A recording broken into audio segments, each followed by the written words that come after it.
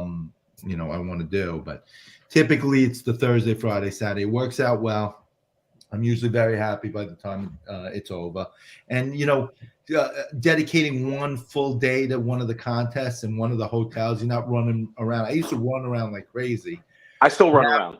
Yeah, now it's a little bit more relaxed. I know I'm going to Planet Hollywood on Friday. I know I'm going to the Bellagio. Well, this year I think it's the new MGM Park. Yes, MGM Park. Yeah. Typically it would be the Bellagio on Saturday, and Thursday wherever the FFWC calls home. It's changed a few times, but I enjoy it that way, and I get to see all the people I know that stick to one contest. So it works for me. JD, we ready to rock? You guys ready to go? Let's do it. Whenever you guys are. Let's book it.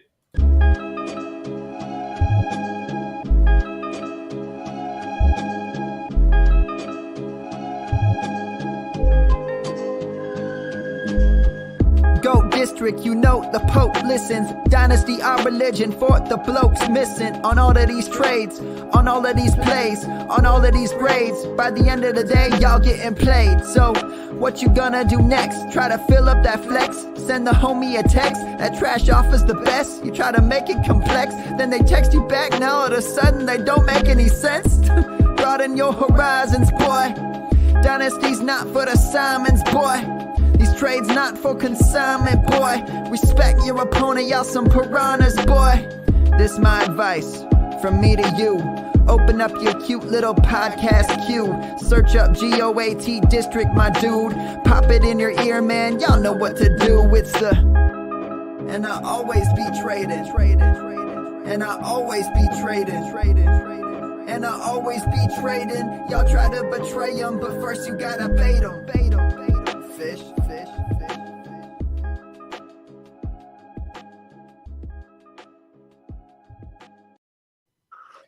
What is up, Fantasyland? Welcome back to the district. You see me wearing my shades.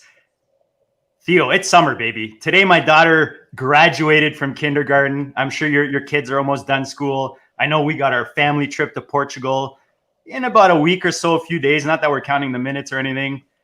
But this is the time where the winners are really working, right? The bees, Theo, are really working hard this time of year. And tonight, we have a king bee on tonight's, a high stakes heavy hitter. I know you love this guy. I'll let you walk in him proper, but give the people a taste of what we're going to talk about tonight with our special guests as we roll through tonight's monster episode of the district. So tonight we're going to talk about some topics that maybe we haven't covered as much the last few weeks. We're going to talk about some of the most improved offenses in the league. We're going to talk about draft process, of course, with our guest. We're going to talk a lot about the ADP risers. A lot of people that are kind of flying up ADPs. We're also going to talk about some ADP teammate situations. So I'm really excited that we have Glenn Lowy back in the GOAT District. Glenn is my league mate in the NFFC Super, the New York Super. It's one of the harder, I would say one of the harder NFFC leagues there are. And Glenn's had a great deal of success in that league, much like he has in every other league. He's one of the better NFFC players around. He's also been very successful in FFPC, in FFWC. He also plays Dynasty. I would say, and I live on Long Island, I would say Glenn is the best fantasy football player on the island right now. So we're very honored to have him in the GOAT District. This is his second time on the show. Welcome back, Glenn. We're happy to have you on, man. Hey, Theo. How are you, man? Hey, JD.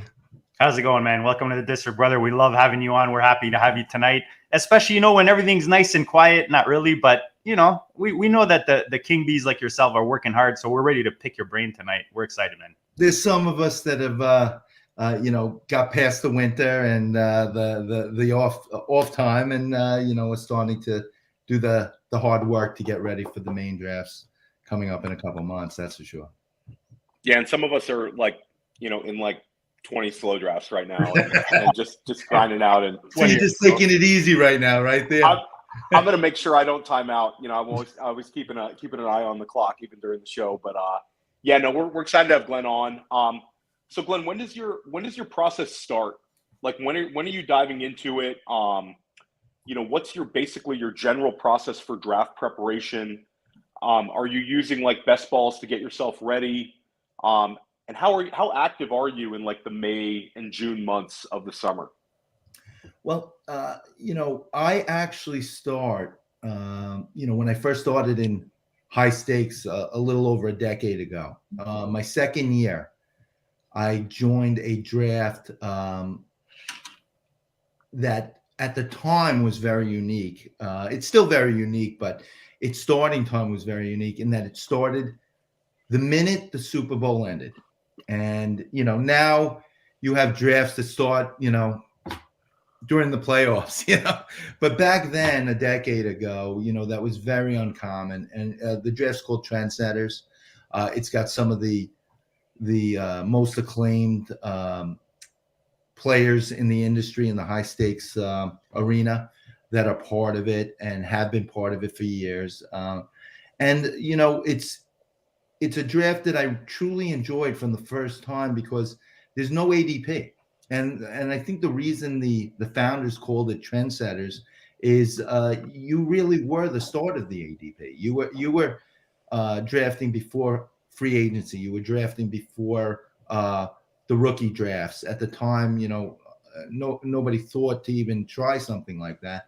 And you were making judgments off the season that just completed. And to this day, I still play it, and I use that as my first prep for the following year because you have to look back and analyze and make some guesses and some adjustments, obviously, based on what you foresee happening. But at the same time, the season's very fresh, and you have to process what happened and utilize that to forecast what will happen while it's just completing. And it's a good time for me to get my head around it.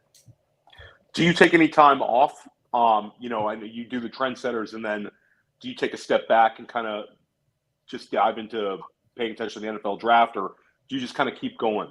I do. Trendsetters, one of the other unique things about it is it's a phase draft.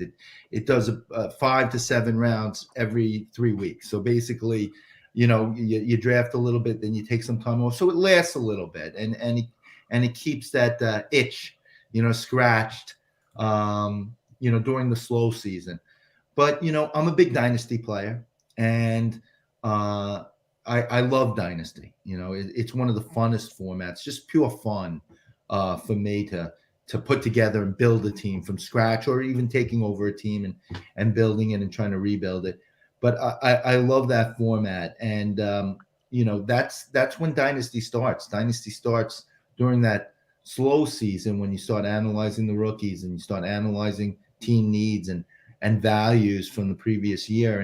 And trading is all year round in dynasty. So I never really have an off season, but I would say, maybe those cold winter months, February, March, April, are slower. And then May comes, you have the rookie draft, and it's dynasty rookie drafts are flying in May, and then by this time, I'm into the redrafts. JD, that sounds like us with our hard way best ball, that we try to get in, right around Super Bowl time, try to be the first one done. And then we're just all dynastied out. You got to love it, right? It's the toughest one because you're playing like a bunch of sharps. There's no ADP. You're basically looking at, last year's stats, and that's basically what you're looking at. But it's fun, man. It's the funnest one. I always go back to that $77 one and look at it and, think, do I still have a chance? Do I still have a chance? How did I do? So it's nice to look back at those, but those are the funnest ones, man. Those early ones, like you said, Glenn, you get to kind of set the ADPs. You see, Theo, you saw with Etienne, right? You were trying to set an ADP there. So we see it throughout the offseason, but I think at the beginning is always the funnest. While Glenn's doing a bit of hibernating, we like to do those January, February drafts. I'm a little older than you guys. I need a little more rest. And you guys are both like just taking it from a even bigger step back. When you kind of I always think it's like a big relationship we have between best ball, dynasty, and redraft for the people that do all three, where it really makes you kind of learn the rookies from a pure talent perspective and profile when you're drafting before they even have a landing spot. whether that's a dynasty startup or like Glenn does with a best ball or we did with the best ball. You're looking at a player. You can kind of try to guess the teams that need them, but you really can't bet on some guy that you don't really like the profile of, and you're willing to use draft capital on him. So I really think it does make you a little bit better than maybe some of these people that will have the NFL draft and then they'll just jump into their dynasty league and start drafting after that. What do you guys think of that? Trying to project rookies based on talent before situation.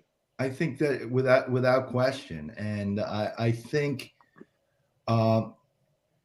that definitely plays a factor not only in your rookie drafts but when redraft starts. I think back when we spoke last year. I think it was right after Elijah Mitchell broke and was going for $900 in Fab, maybe just a week prior, and we hit on that a little bit at the time.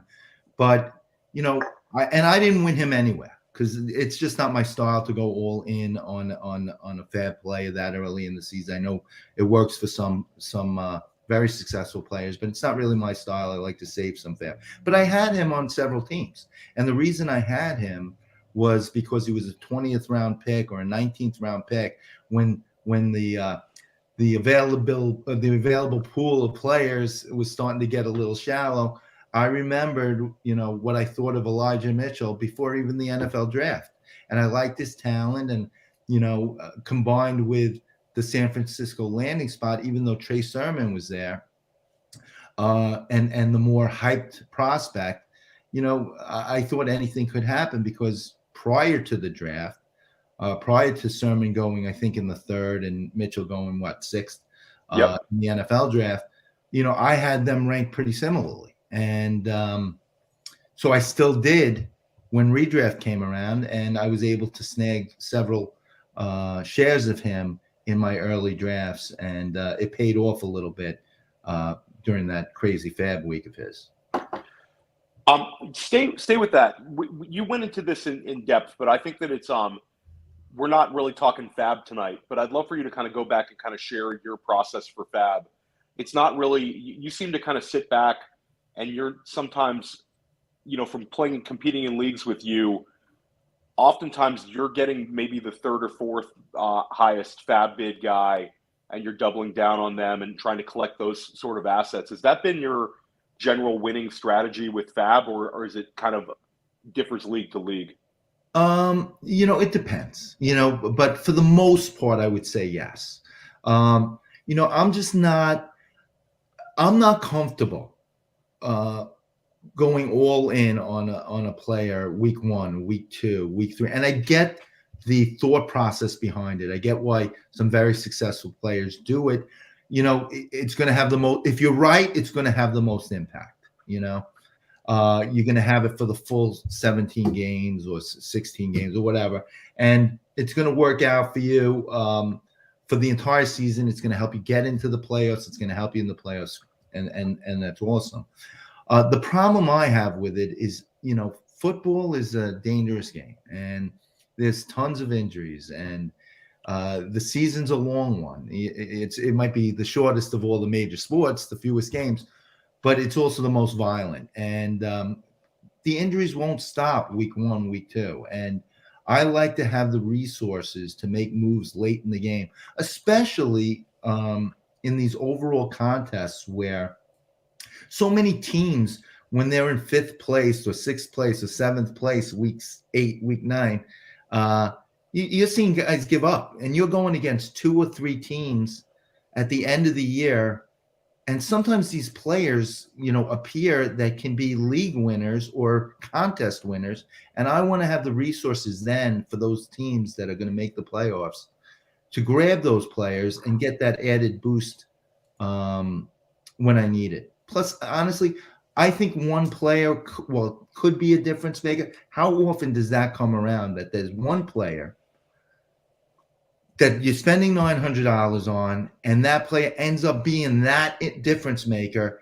I find that, if I take 10 shots, I have a better chance, 10 shots at less, maybe getting that second or third guy. I have a better chance of getting that real difference maker, that season changer, than maybe just going all in on the first guy that makes waves. I think of the guys that were true difference makers, probably the biggest difference makers for me in my high stakes career, guys like OBJ. Nobody was spending a lot of money for him. He kind of like eased his way in at first before exploding, but people were getting him. They heard he was coming back. He was injured. He was coming back. They were spending $1 maybe the week before he came back, $2, $3, and then boom, there was a difference maker. If you're short dollars, for the teams where he wasn't picked up, maybe after that first week he went for 100. Well, it would have been nice to have that 100 and not spending it all on week one. So it's just my thought process. And Joey Brown in the chat pointed out that Glenn had a lot of success with Cordero Patterson last year. Absolutely, he did. And 2 seasons ago, you had success with Myles Gaskin, where you were able to add him after that week one where maybe people overlooked him. So JD, Dan Williamson has had this kind of philosophy. For me, I could kind of go both ways. Occasionally I like, spending big and getting a guy like a Mitchell. Sometimes I like sitting back and kind of having an approach like Glenn. What's kind of your general approach, JD, with Fab? I think it's always nice when you're lucky and you get them early. I think I can't remember if it was Patterson or Mitchell that I got for $1 last year, the week before, everyone really wanted them. So if you're ahead of the game and you're thinking weeks ahead, couple weeks ahead, kind of paying attention to the fine print, you can get lucky on some of those guys if you're ahead of the game. I think that if you're playing multiple leagues, it's nice to spread it around. Don't blow your load on, Mitchell on all your rosters. You know what I mean? And then you're also basing it on needs. So I know, Glenn, maybe you rather wait or some guys go in with a philosophy, but I'm sure if you lose like Dalvin Cook week one, and that hot, whoever it is, running back that popped off in San Fran or whatever goes off, or Ingram in Arizona or something like that, you'll adjust based on your team needs. So that'll always play a factor. And I think like you, Theo, I don't really have a set way of doing it. I've done it both ways where I've had success spending it all later in the year, kept it and had luck with it. But I've also been in scenarios where you get to the end of the year and you've got, maybe too much money left and you don't can't take it with you. Right? Take it with you. So I've seen it go both ways and I've seen it, do well both ways. So I think it's based on your own approach to the game, maybe. I'd like to add one thing to what JD said there, if I may. He brings up a very good point, grabbing that guy a week early for $1. Obviously that works out best if you can do it, but it's also being prepared to do it. The best guy I think I've seen at just figuring out who that guy is or having that guy when the player in front of him gets injured or there's a change in depth chart for whatever the case may be, is somebody we all know. We've all heard his name or seen his accolades in Chad Schroeder. I mean, he always seems to have that guy a week early. When we're all bidding $200 on him, $500 on him, he's got him for $1, $2, and he picked him up the week before. I don't know exactly how he does it. If he just has that instinct that makes him a great player, or he just packs the lower half of his roster at any particular week. He's not afraid, let's say the day before, the Saturday fab to cut his 6th wide receiver and just throw another handcuff in there. But for whatever reason, I'm in enough leagues with him, across high stakes where I've just seen it over and over again. And if you can pull that off, of course, that's the best way to do. Unfortunately, not all of us have that kind of instinct or luck or whatever you want to call it. That could be why, Glenn, he's the 3rd most watched guest on our channel. So guys, go check that out. 10 months ago, we had Chad on, and he dropped some GOATNESS on that one. So go check it out, guys. And Chad will be on the GOAT District for the 3rd time later this summer. So we're going to have him back on. Make sure that's while I'm drafting in a league, so he's not. No doubt, he'll be drafting 3-handed if it's August. Theo, maybe Sorry, I'm Sorry, going go to maybe just get to Matthew's question because he's yeah. doing a couple questions. This one's relevant. So he's asking, does Fab strategy change in a shorter regular season tournament style league like FPC, 12 weeks, or generally the same as typical 14-ish week league? Well, a little bit for sure. You have less weeks that you have to save Fab for. But one thing about the FPC and the FFPC that you should be aware of if you aren't is that even though the regular season is shorter, the Fab actually continues those extra 2 weeks. It's just limited to the week 13 and week 14 would be the playoff weeks, the league playoffs, and only those 4 teams that are in the league playoffs can bid on those players.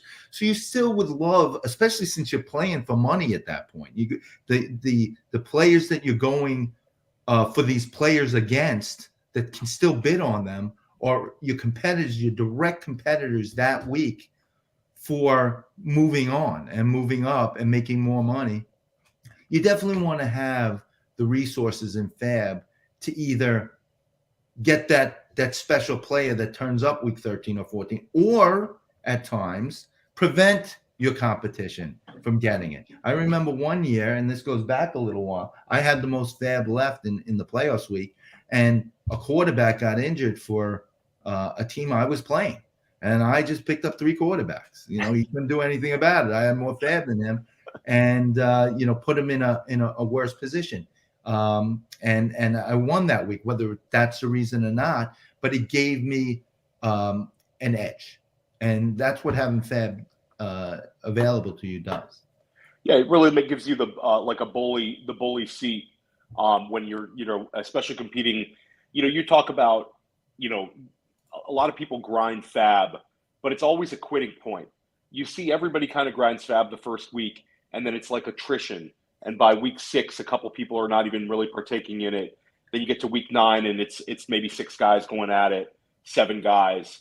But when you get down to those last few weeks, you can really bully people just by having an extra $50. So, we could spend a whole show just talking Fab. Absolutely. And I'll end Fab with, don't end your bids at a 9. That's the best advice I can give our GOAT District listeners. Just don't lose on a 9 bid. It's just bad process. We'll have to talk to Fantasy Mojo on the actual mathematical theory behind that, JD, because he's got all the data. But for sure. I always find you always lose your bids that end in a 9. And Glenn, like right now, are you diving in? You play multiple contests. You play multiple formats. Do you try to dive into one contest and maybe do a bunch of those and then kind of move on? Or do you like to spread out and compete in multiple formats at the same time? Like, for instance, if you're doing a bunch of football guys drafts, would you want to do like 4 in a row before you did an NFFC online championship or the new FFWC 350? Would you want to do those all at once? At this point of the preseason of the off season, I'd probably rather spread it around. Best case scenario, play a football guys today, and a few days from now play an NFFC online championships and so on and so forth. Towards the end of the season, the draft season, as we approach opening day, I do a little bit more trying to keep everything one day or a couple days in a row, just to keep my mind sharp on ADP, on the rules of the contest, the nuances of any specific contest, without having to shift back and forth. You can't always do that, but we talked briefly about when I go to Vegas, I try to split the main contest, the main Vegas contest, give each a full day rather than running back and forth. Besides the fact that I don't have to jump in a cab or an Uber and run from hotel to hotel, which is a reward in itself. But, it also is a benefit in that, I'm focused on that specific contest's rules and can keep my mind sharp and focused on that, which, is very important. I mean, we all know that the NFFC quarterbacks have a little more value. Obviously, tight ends with the FFPC, wide receivers because of the dual flex in the FFWC seem to get pushed up. But there's other nuances as well each contest has besides the obvious, and you get a feel for draft flow for a specific contest. What players go when, roster construction and so forth, that you just want to keep sharp. But at this point of the job, at this point of the off season, I just want to grab as many as I can. But one thing will affect that. Like right now, I'm doing a whole bunch of football guys, and the reason I'm focused on them is because I want a bunch of free ones. So I get my free ones out of the way, and then I start, they're easier to spend, right, Glenn? Absolutely. Yeah. And yeah, I think that's a great way of looking at it with the focus, where sometimes, and I make the mistake myself sometimes, is that you'll be in too many underdog drafts while you're doing another draft. Like I have too many slow drafts going on at one time. And I think it basically, for me, I think it ends up like the end process makes me better, but the during process is very difficult if you take on too much at once. I think an ideal strategy would be kind of like splitting off week to week, but there's only so many weeks of summer to try to fire that one magic bullet in those 350s for sure. But JD, do you think like the underdog contests, like for you, I know like you're doing a lot of best ball right now. Do you think you'd have better process like trying to just do underdogs or not necessarily not underdog for you because you're in Canada, but like do your FFPCs for a few days and then kind of pivot over? Or do you like when you're doing multiple things kind of at once? So I have crossover periods, but I have over the years kind of segmented my drafts. And I just discovered drafters thanks to our buddy Davis Maddock, because they're actually legal to draft in Ontario and Canada, which is awesome.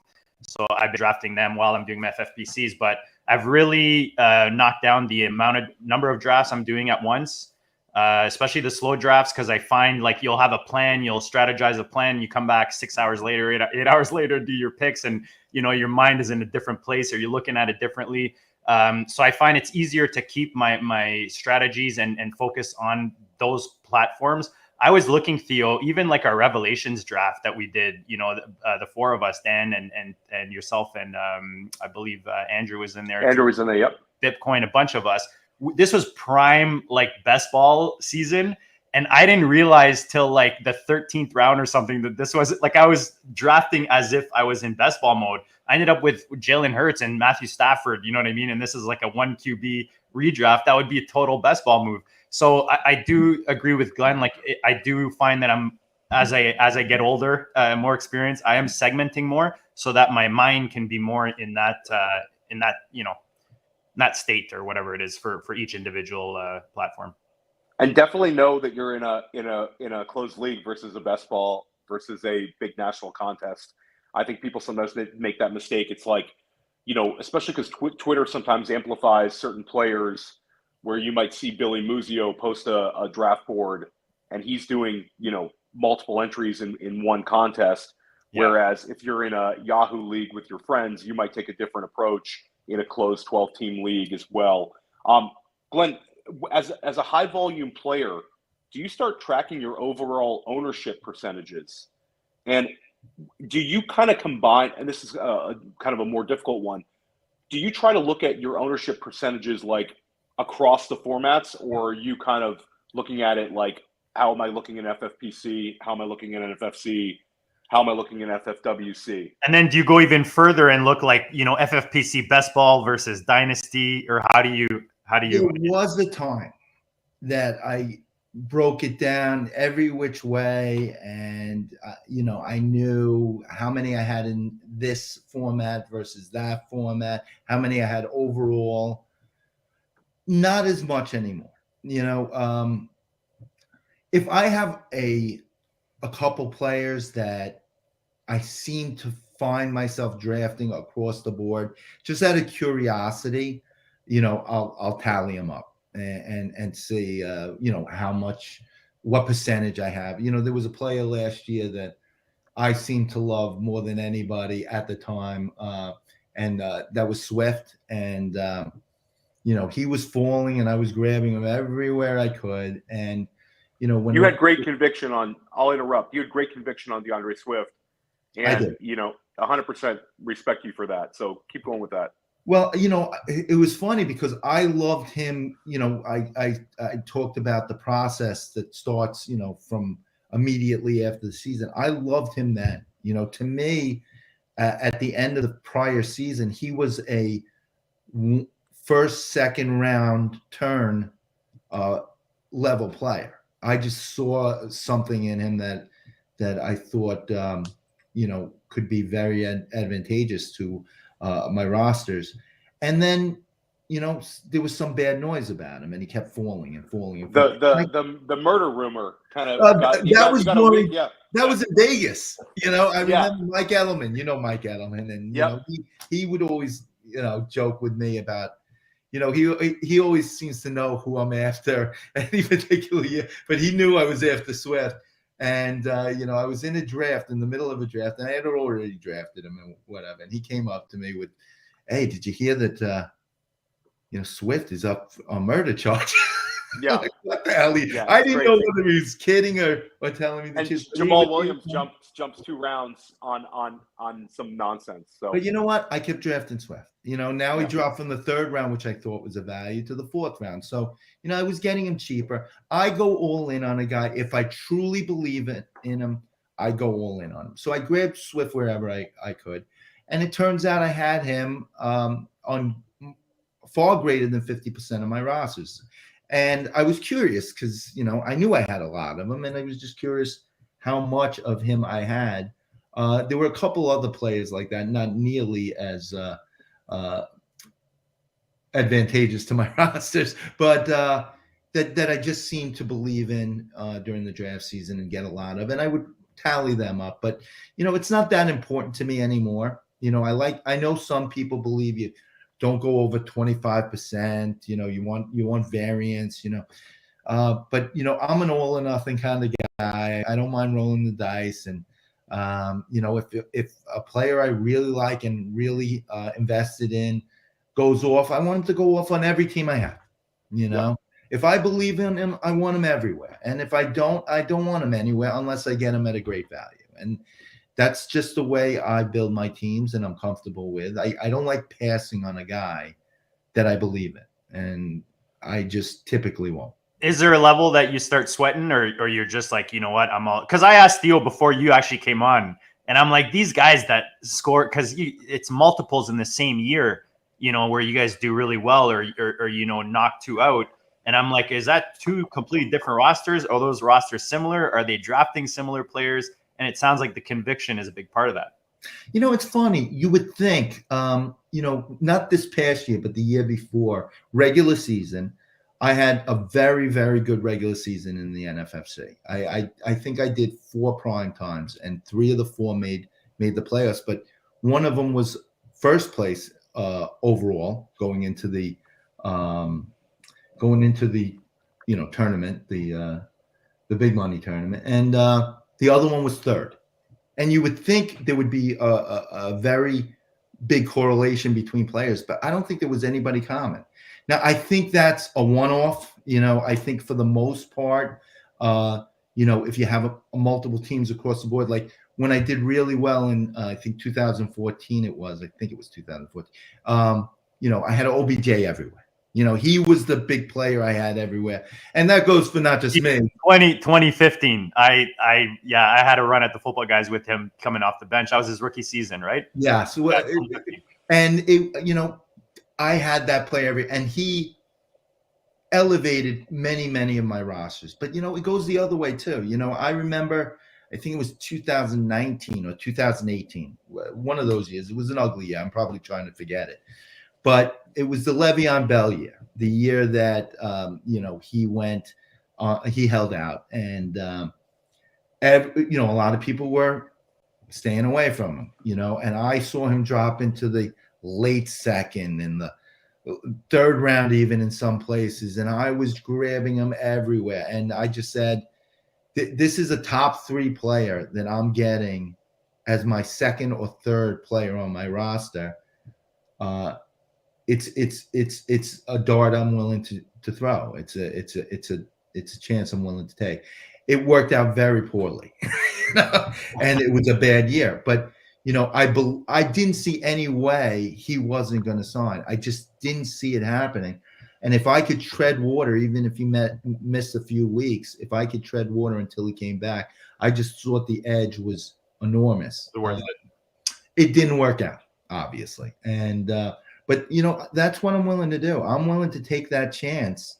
If I believe in something, I just can't get myself to pass. And that, I took Levy on that year in the Platinum, the NFFC Platinum, the High Society on FFPC. It didn't matter the stakes. I believed in him and I went for it. And again, like I said, didn't work out, but I'll be that way again if I believe in a player this year.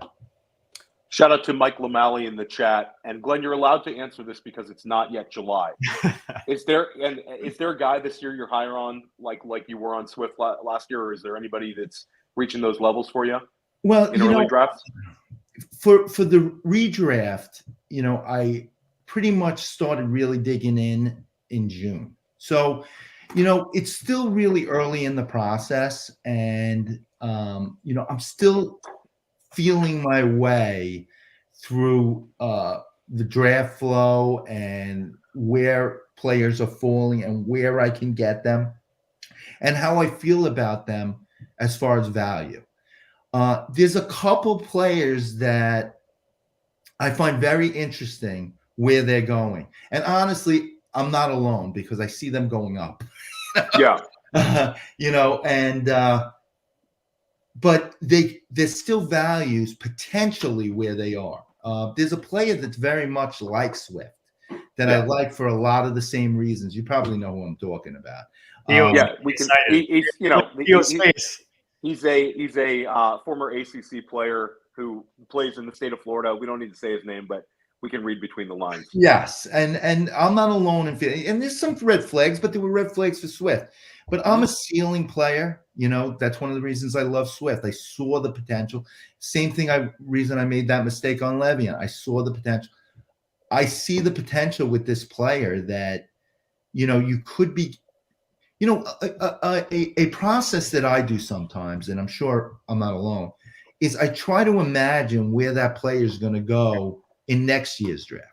We talked about this. I didn't mean to interrupt you, but we literally had this conversation last week with Keith Cummings. Mm-hmm. If you try to project next year's first round, DeAndre Swift could be the 101 and Travis Etienne could be 105 if things fall right. So 100%.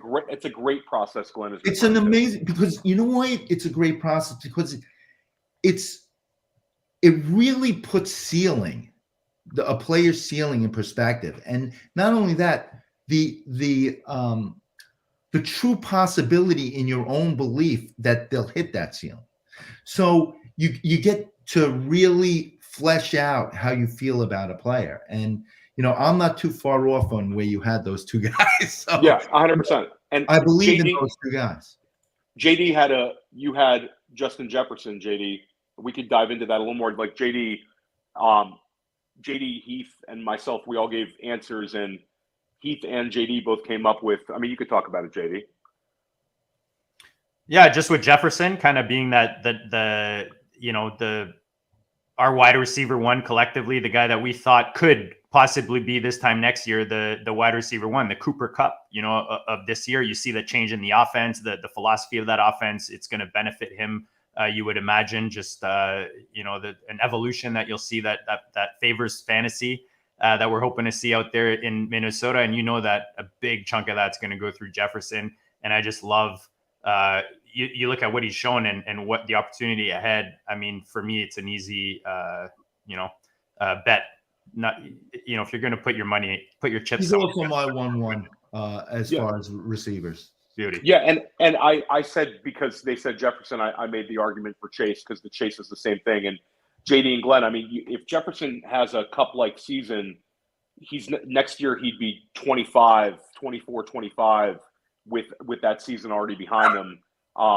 So I think I think Glenn talking about this, kind of trying to look into next year's first round, it also helps you identify the players maybe you don't want any of, because you naturally find the fades. Because most guys are.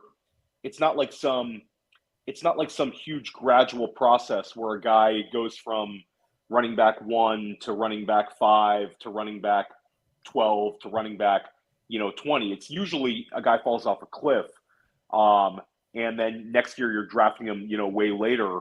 So I think that process, and again, we could talk about this all night, but I think that it was great to hear you say that, because I think that's a great way to kind of attack looking at this year's draft, is if everything goes right, or if everything goes as I expect it to, where is this guy being drafted next year? And if you get enough of those guys that really rise ADP, more likely than not, you had a very successful fantasy season. I mean, there's some amazing players we play against that, I play in some, really expensive, big money drafts. And, some of these players I play against are just unbelievable in their way to identify, in their ability to identify that, that next running back, Najee Harris last year, Dalvin Cook the year he broke, CMC the year he broke. They seem to be on them year after year after year. And I see them pushing them up in ADP. Every single, Mike Santos, I'm sure you know who he is. He's just unbelievable. He's dead on these guys every single year. Nelson, Sousa, another guy that, he just seems to be on these guys. And, no matter where they go, and it's always, you can't help when you play these guys as often as I do to notice some of these things they do. Now, I'm not somebody that will change my process or my thoughts based on some, and maybe I should, but based on even the most successful competitor. He's going to do what he does, and I'm going to do what I do, and I'm going to back who I believe in, just like they will.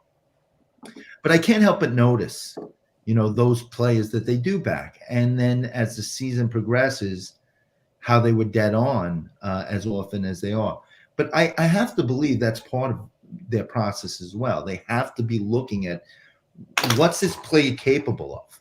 And if he is, where is he going to go next year? And, those great players, they're great players for a reason. They're just on it more often than not. It's also that crossover, right, Theo, that we talk about just with Dynasty and these other formats, whether it's best ball, redraft, it's that brain process, that approach.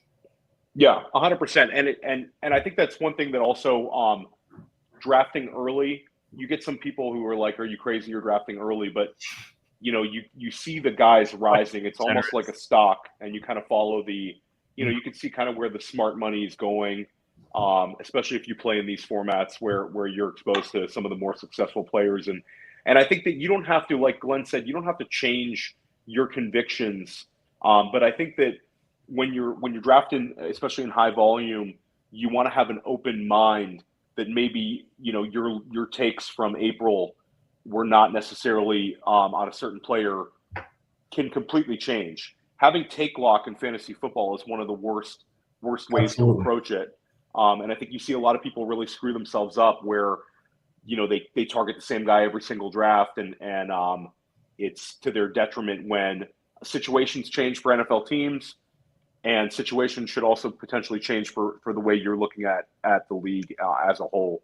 So that was an awesome process on just talking to Glenn about the kind of the way he's approaching this. Real quick question, and JD, maybe you could share this as well. Is there any particular stat that maybe you pay more attention to than the average player? Is there any stat that you really weigh that weighs heavily on you, or are you looking at stats from last year kind of as a whole?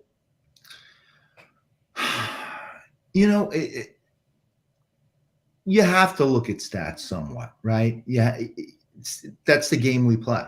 Everything's based on stats. That's how we score our points.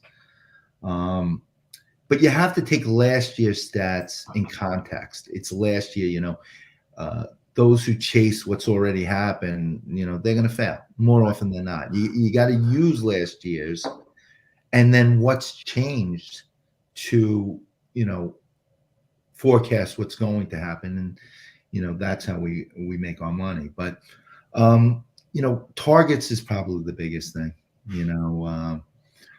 I mean, there's nothing more valuable in the game we play for any position outside of quarterback and maybe defense, than targets.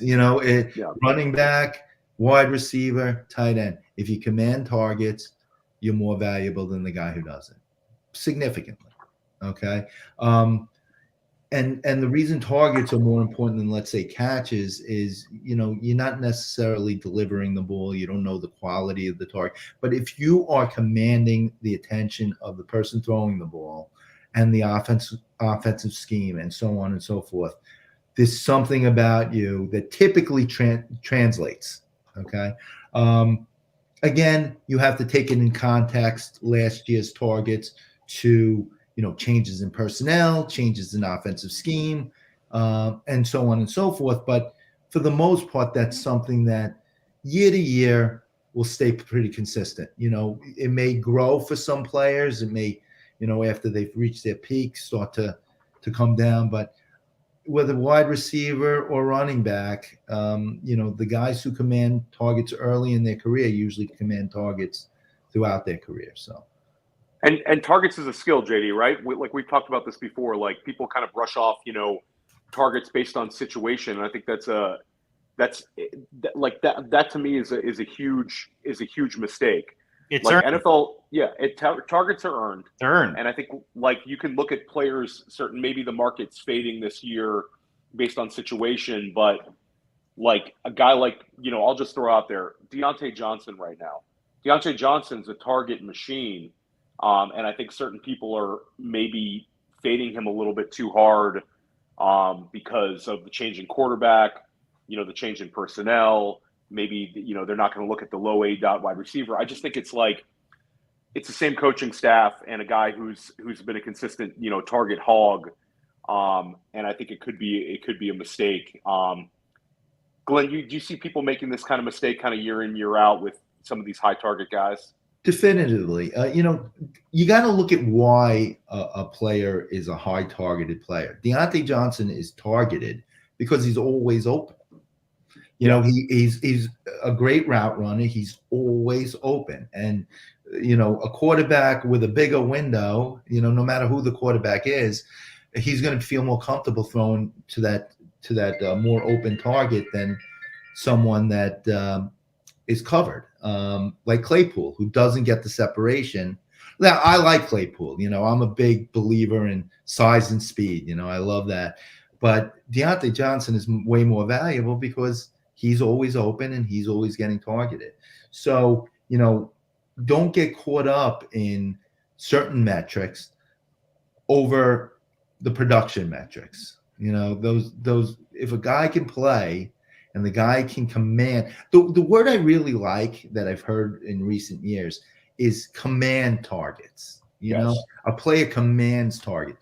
And that goes along with what you said earlier. It's not luck. It's not chosen. It's not we're going to give it to this guy. He's just, the way he plays leads to the quarterback funneling passes to him. He's commanding that. He's always open. He's open in the right places. He's always in the right place. Whatever that may be, the quarterback feels comfortable throwing it to him. The offensive coordinator feels comfortable scheming for him. And that will translate and, again, carry over typically year to year to year. No, for sure. I wanted to pivot over. JD and I were talking about this before you came on in the pre-show. It's really an exciting season right now. Exciting preseason because it looks like there's going to be a lot of really improved offenses. We're optimistic about a number of these teams maybe taking a step forward. It makes it more exciting when we're building our teams in redraft. We'll start out with kind of the obvious team. 2 years ago, we saw Tom Brady sign with Tampa and lead the Bucs to the Super Bowl. Last year, we saw Matthew Stafford do the same with the Rams. Wouldn't it be amazing to see 3 years in a row and Russell Wilson goes to Denver and leads the Broncos to a Super Bowl win. What are kind of your expectations for Denver this year, Glenn? Do you think that this is going to be a team that's going to take major steps forward? And if so, what is the kind of the best strategy for getting pieces of that offense right now? I would be really surprised if Denver didn't make major strides this year. I mean, for the past few years, you look at their team, they've got weapons galore, weapons everywhere. They're bleeding them everywhere from, every receiver spot, tight end, running backs, and there's one thing that's always, and it's obvious what's holding them back. It's the quarterback position. Since Peyton Manning, they've been searching for a quarterback, and John Elway hasn't been able to find one as good a quarterback as he was. It was a great move by them. I think Elway's trying to relive, what happened with Manning and bringing in an experienced, quality quarterback and leader to lead a team that's already significantly talented at every skill position. So, I don't think there's any way the upgrade at the most important position in football from the Geno Smith and the Drew Lock types to Russell Wilson, who's already won a Super Bowl and been in two. I don't see how that doesn't translate to a much more prolific season. And I think all the players on that team will benefit. I have my personal favorites. Another guy who's moving up the board, but there's reasons for it, and Wilson's the biggest. Without giving away too much, so you would be looking at potentially his receiving weapons as guys you would want to have pieces of? More than the running backs, yes. The running backs, I think they'll improve only because, listen, it's about goal line opportunities, right? Keeping the chains moving, more opportunity. When you have a quarterback who can make a third down once in a while, it keeps those drives moving, right? You have better chances of a big scoring week, and that's great for running backs. But the receivers, I mean, they've got some talent there, and they just have not put up really good seasons in quite a while. And I think it all leads back to the inaccuracy of their quarterbacks and their inability to keep drives going, making big plays, hit the open guy. They're just not great quarterbacks. And Russell Wilson, he's not perfect, and some may feel that, he's starting to, maybe be on the other side of the peak, but he's still damn good. And his skill set, I think, translates very well for some of these players. And I look forward to seeing if I'm right on that. Yeah, so I think it's interesting. Like basically a Sutton Judy. We've had some guests on one side with Sutton. We've had some guests who are a little more bullish on Judy. But I think it's sort of a situation where you want to take shots on, and if there's one you really prefer, they're both kind of at a range where they're gettable.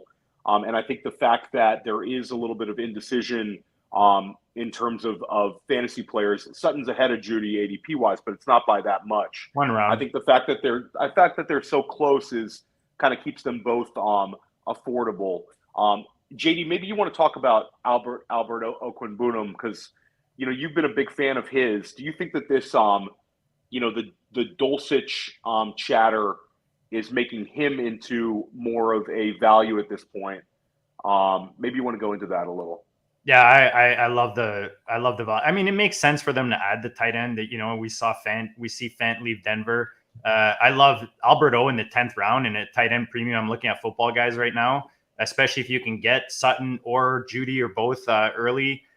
Even Wilson going at the end of that tier, I find kind of like actually he's going 10th round. I'm thinking super flex right now because I'm doing some of those FFPC best balls, but just the value that these guys add. And like you said, the uncertainty of where these targets are going to go with a new quarterback in this offense. I always gravitate to tight ends whenever a new quarterback comes in or like a rookie quarterback comes in. I know Wilson is not a rookie, but we don't know where he's going to gravitate. I know last year, Albert O just looked like a beast to me on the field with the limited action that he had, and even with Fant on the field. So I think that that this year, leading that, leading the tight end position in that offense, I think there's a huge opportunity again where he's going. If you get him as your tight end one, and then you pair him up with, my boy, what's buddy in Green Bay, Tanyan. That's your boy as your tight end too. I mean, that's a perfect duo for me. If you're not going to spend early at the position, but I like what Denver offers going into the season. The uncertainty to me is perfect. I do think it's interesting because I think that the beat writers really kind of move this narrative, and you've seen Albert O kind of drop a little bit. It's not like you're seeing people draft Dulcich, but the fear of Dulcich is kind of in their minds. Dwayne McFarland, who's been on the pod many times, he's a friend of ours, and one of the sharpest guys out there. He has talked about Albert O's advanced stats. Last year, he was sixth in yards per route run. It was a limited sample size. Again, he was there with Noah Fant, but he was sixth in yards per route run among tight ends, and then he was tied for first in targets per route run. So when he's running a route, he was involved. So again, it's a change in coaching staff, but I think that last year we saw Freiermuth and Pitts make a massive impact as rookies. In the grand scheme of things, Freiermuth was like tight end 13, Pitts was Pitts, but it doesn't happen as regularly. And I think that like Dulcich could be a guy that they keep involved, but Albert O could end up reaching a level where he's a big ADP value. So that's one way I think to play it. And I think the running game, it's interesting because early in the draft season, Javonte Williams was like a meteor. Like, we thought Melvin Gordon was going to be on another team, and those early best balls. I mean, Glenn, I bet in your trendsetters, Javonte Williams was like 106. I know we were in the really draft. high. Yeah, he was really high. End of the first. Dwayne had him as like running back 3, thinking Melvin Gordon was gone. Melvin Gordon comes back, and now it puts Javonte Williams in kind of an interesting situation. And just one thing that resonated with me was, Dave Hubbard we had on last week, who like Glenn is a super successful high stakes player, and he made the point of kind of unique builds. If you're in NFFC, this doesn't really apply to you because of the third round reversal, but there's so many Jonathan Taylor teams where you go Jonathan Taylor 1, you go wide receiver at 24-25.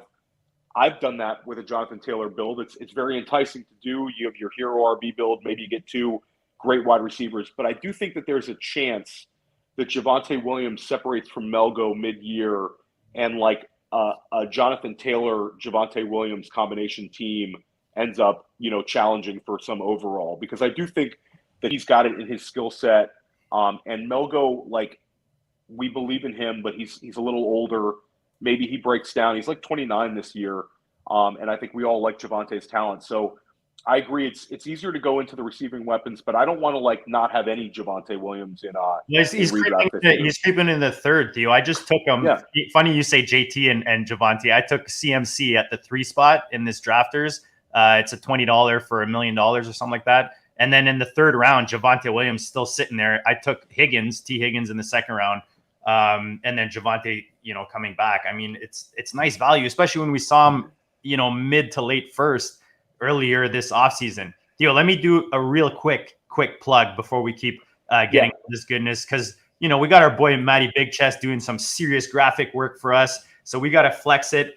Guys, myffpc.com. We talk about it every show with every guest, because that's where you're going to make the money. That's where you're going to win the big bucks. You can win up to $1 million this year in the main event with the football guys. You've got the Superflex best ball tournament going right now, $35 buy-in. You've got the Dynasty Leagues going. You've got the Triflex RotoViz startups going. And you've got the football guys early bird promo with a free $35 credit when you buy 3 teams is ending June 30th. So ending any day now. I'm trying to think, today's 28th, I believe. So in the next couple days, if you're listening, make sure you go sign up for 3 of the football guys entries, play for $500,000, and you will get a free $35 credit. And if you're not already on the site, you see it on there, email goatdistrict@gmail or tag at goatdistrict or Theo and I, and we'll hook you up with an exclusive sign-up bonus. JD, it's a beautiful graphic, but it's messed up that you flash a Buffalo Bill and Josh Allen to Glenn, the Jets fan who lives on Long Island, and that's a great segue to our next question. We both live on Long Island, New York area. Jets fans are starving for a winner. We have I think there's a lot of optimism with this team this year. They've added a lot of pieces. What are kind of your expectations for the Jets? Are we hopeful for this year? Are we optimistic? And what would be the ways you'd want to play this Jets offense? You can take it to redraft, you can take it to best ball, but the pieces are intriguing, aren't they? Well, remember you heard it here first. Super Bowl champions. It's Jets, Jets. Nah. Listen, anything can happen in the NFL. Teams come out of nowhere and all of a sudden they're one of the best teams in the league. I'm not saying that's going to happen to the Jets, but you have to be impressed by their offseason. In fact, the way they've been building this team over the past couple years has been, a pleasure to watch as a Jet fan who's seen many much worse builds over the years. But I really like what they're doing now. They're providing weapons for their young quarterback, building both lines up, which is, a proven way to build your team's lines out, make sure there's protection for the quarterback, make sure you can get to the other team's quarterback. They've really done a great job in revamping this team quickly. Now, we haven't had any results yet. Last year was still an off year. This season, still a couple months to go. But, it's not hard to picture, everybody taking a step up, this team coming together, the excitement of free agency and the draft translating during the season. And, maybe, it comes down to the quarterback more than anybody. But if Zach Wilson turns out to be the player we all thought he was preseason last year, we could be onto something special, and it would be really exciting as a Jet fan to finally, after a decade of horrific play, to finally have something to look forward to late in the season. As far as fantasy, I think a lot of that still has to play out. I think the one obvious player that people are going to be drafting early this year is the running back.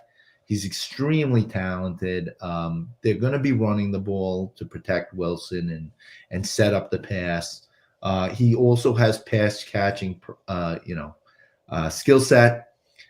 There's a lot going for him, and he's still relatively inexpensive. If you think about where the top running back was going last year, Najee Harris, by the time the big money drafts and the main events were happening in New York and Vegas in September, he was a first rounder. He was sitting in the second round by now, even early summer, and he was a first rounder by the time the big drafts. You're still getting Breece Hall in the fourth, and, for the top rookie running back, a guy that is built to be fed on a team that's definitely going to be establishing the run. I think that's still a pretty good value. I mean, I haven't been able to snag him yet because I'm still feeling my way of where he's going to be and, where, I'm drafting him in a specific draft. But I like him. And, it's not just my Jet fandom. I am a little biased, but, whether he was on another team or not, I think he's the type of player that can, provide you fantasy goodness his rookie season for sure.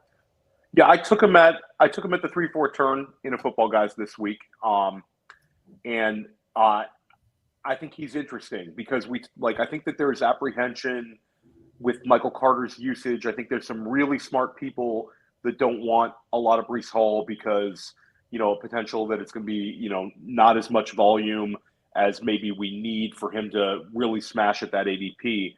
But him at running back 18-ish is, like you said, it's super intriguing. He's got pass catching ability. So even if another back's mixed in, if he's able to get, targeted plus get the goal line, plus get the, let's say, the majority of the carries. I don't think this coaching staff wants like a true, like he's not going to get Najee Harris touches from last year. I think even in the best situation, that's not going to happen. But who is? No, you're right. You're right. And do we really want him to? Like Najee Harris maybe had too many touches last year. Like we like it, but we like the targets more than the 2-yard dives for our running backs. Except at the 2-yard line. Except at the one for sure. We love those. But it's interesting. I think and you mentioned the receivers.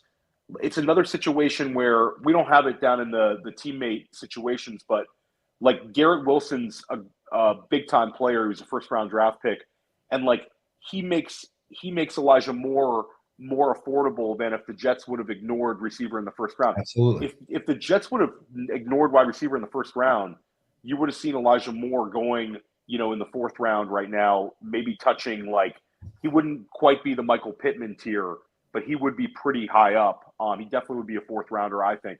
So I think both those guys are worth taking shots on. JD, how is your Jets exposure right now? Is it are you drafting Brees? Are you drafting the wide receivers? What are you doing with your Jets? So Brees, I find he is falling like in that 3rd, 4th round, like you said. So he does fall in at a nice value. You can easily be your RB1 if you go, 3 receivers early. Our buddy Wheeler threw up 11th, 12th round Michael Carter all day for him.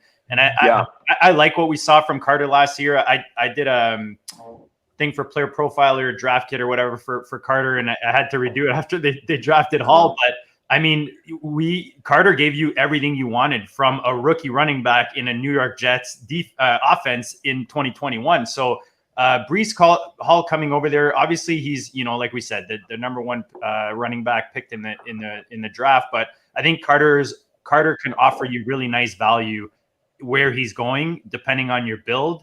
And the receivers, Theo, you and I, how many times are we sitting there and Elijah Mitchell's just falling out of value? Elijah Moore, sorry. Yeah. Because of, like you said, Garrett Wilson, coming into that offense. But Garrett Wilson's going like 4 or 5 rounds later as well. So you can easily stack the two and then grab Wilson later. If you want to go light QB, he's your QB1, or maybe he's your QB2 that you have, nicely stacked. That's the extent of it. I know you and I have tinkered with the tight ends.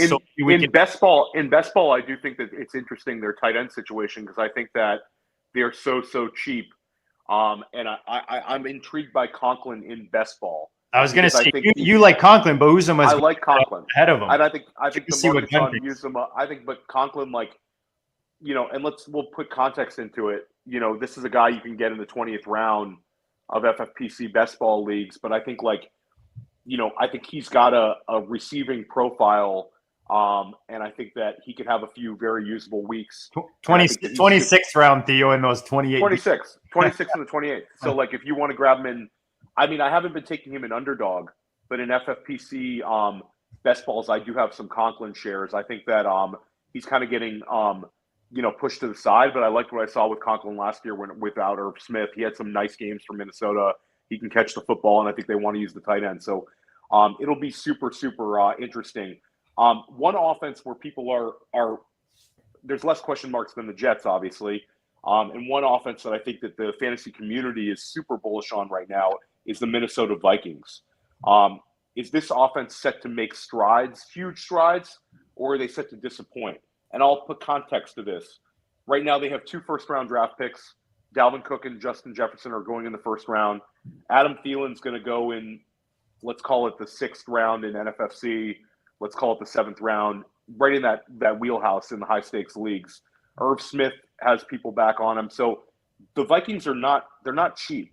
And I think people are drafting them with confidence right now. I know that this week I took a Dalvin Cook share at the 111. We've talked about, which I think is a great value at the end of the 1st round. And even if the offense doesn't take strides, I think if you're giving me Dalvin Cook end of the 1st, I'm taking that right now. But what are your guys' thoughts on the Vikings? I think there's a lot of chatter on them, becoming more of a passing offense. How are you feeling on them, Glenn? that seems to be the noise, with O'Connell and the shift from a run-focused offense to more of a pass-centric offense. And again, we talked earlier about targets.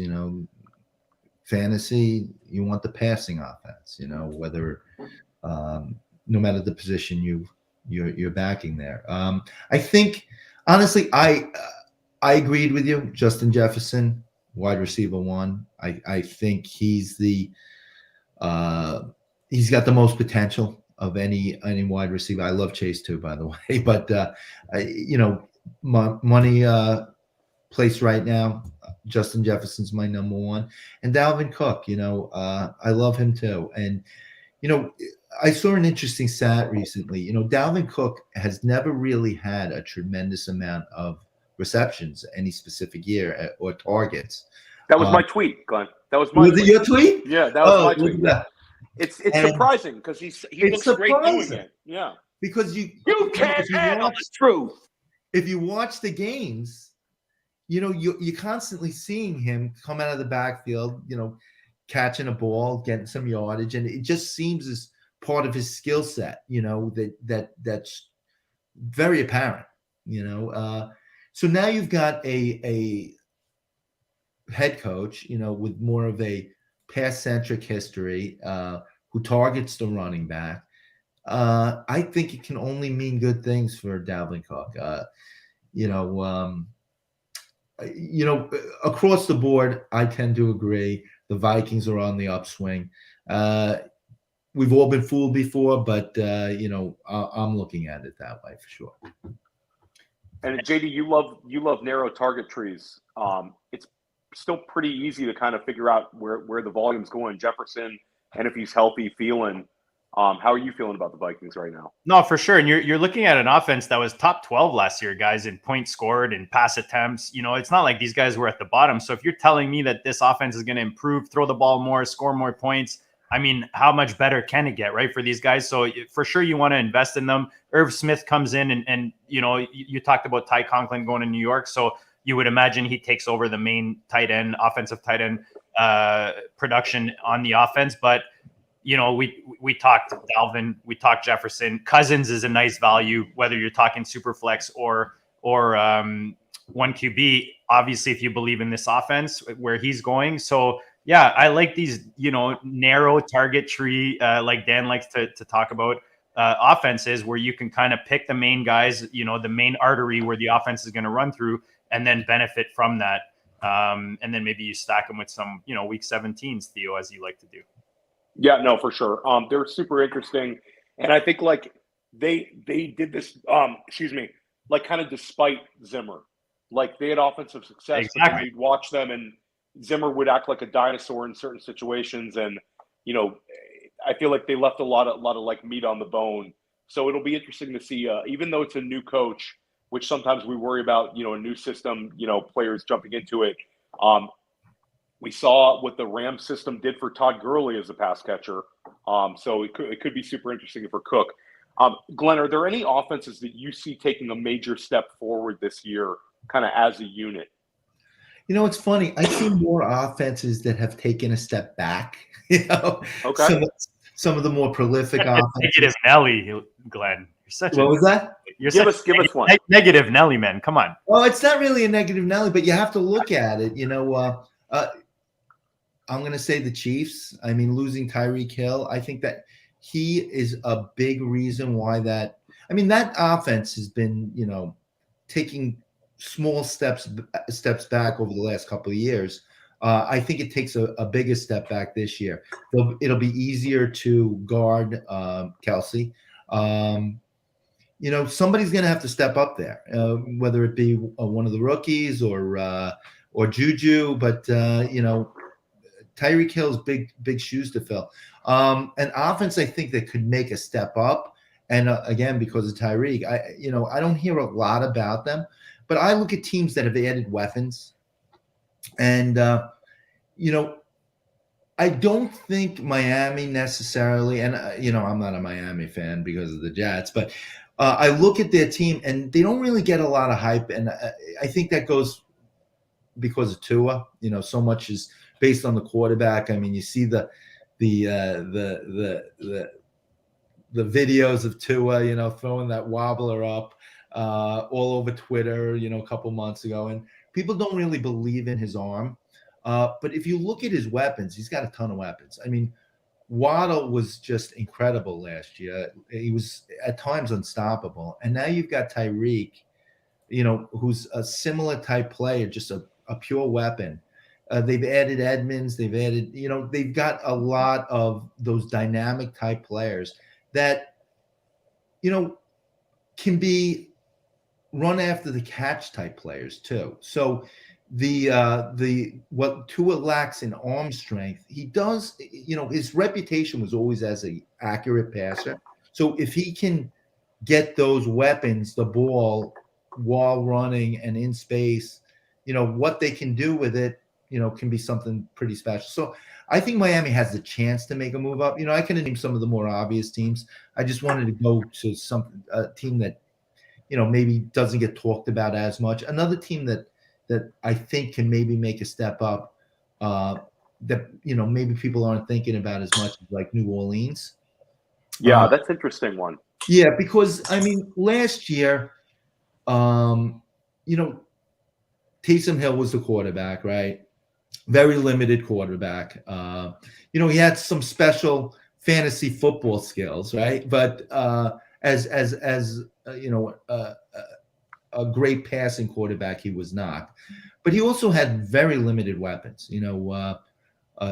Thomas was hurt. Their number one wide receiver was Callaway, right? Even the tight end who got some hype early on, Troutman, he didn't play out well. Nothing worked out for them except maybe Kamara, right? And even he took a step back. Well, you look at it this year that Thomas may be coming back. I think it's pretty sure he comes back. What version of him comes back still remains to be seen. I still think that there's a possibility that he surprises, and gives people. I mean, a lot of people are down on him now, but if he comes back at 80% of what he was, that's pretty special still, a pretty special player. We got to see if that happens. But you've also added Landry. I know he's on the downside of his career, but the guy can get open. The guy, can be that outlet. And you've got the rookie, who again creates a different dimension, that speed dimension. And that's a lot of weapons being added. But most importantly, you got Winston coming back. Now, Winston, he's got his faults. He's got his warts for sure. He throws a lot of interceptions. But it was just, 2 years ago? He had 5,000 yards, right? Yep. And he's got an incredible skill set. It's just, it's up here's a little off. But, he's got the arm, he's got the talent, and now he's got weapons. I think that team could possibly make a step up, especially if Kamara doesn't get suspended too long.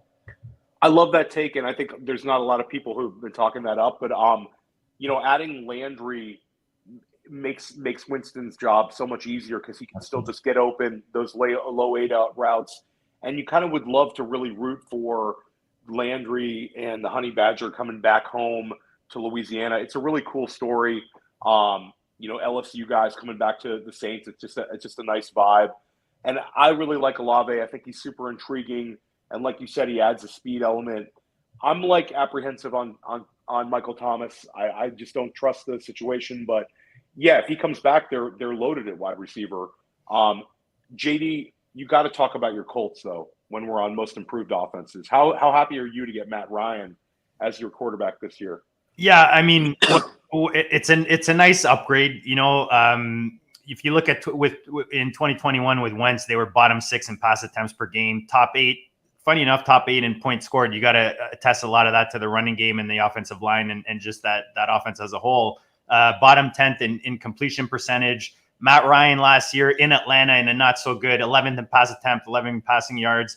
Deep completion percentage is very similar, surprisingly enough. One was QB3, one was QB6 between the two. But you gotta think that Pittman is going to benefit from this for sure. That offense as a whole just will probably have more composure. That's probably the word I think of the most as a Colts fan and actually as a Matty Ice fan is just the composure that he brings, the experience he brings, and then hunger.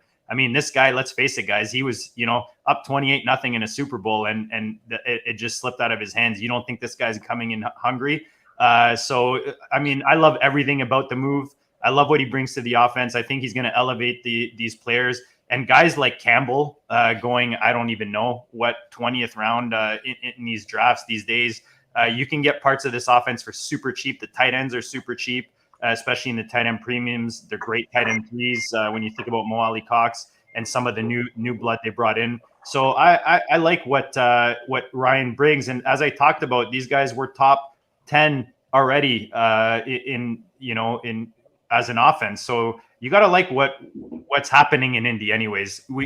Theo, you got me all excited before we came on. You talked about the Rams bringing in Stafford. You talked about Brady going into Tampa.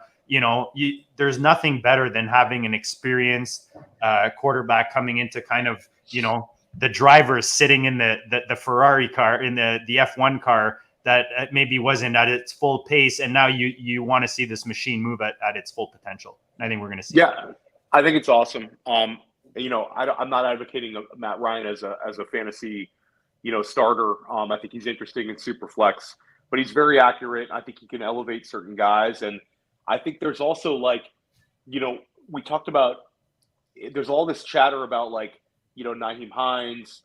I think Pittman is warranted where he's being drafted. I think Mo Ali Cox is interesting, like you talked about, like the Pierce Campbell. But I think there's also a chance that you get the 101 and you just see Jonathan Taylor take off as a receiver even more. Because I think that Matt Ryan's willing to check down. And I think you could see Taylor just have, kind of unknown upside as a receiver. Even he's shown the talent to do it, but what if he just gets a bunch of more targets with Ryan? So they're super interesting. Glenn, how are you on time? Can we go take you for 15 more minutes? Sure. Okay. Just let me let my dog out for a second. Yeah, go ahead. I'll be right back. No problem. And JD, we did talk about in the pre-show that maybe that's the narrative. Is we talked about the Russell Wilson narrative, leading the Broncos to the Super Bowl, but what if the script just gets flipped and this is Matt Ryan just being a game manager for a team that has a very, very good defense, an elite offensive line, and a potentially unstoppable running game with weapons. And they have so many beasts on that team. You look at teams that are small, that have 2 5'10" wide receivers who really get open. I think that's the future of the league. But the Colts go out and get Alec Pierce. He's huge. They have Michael Pittman. He's huge.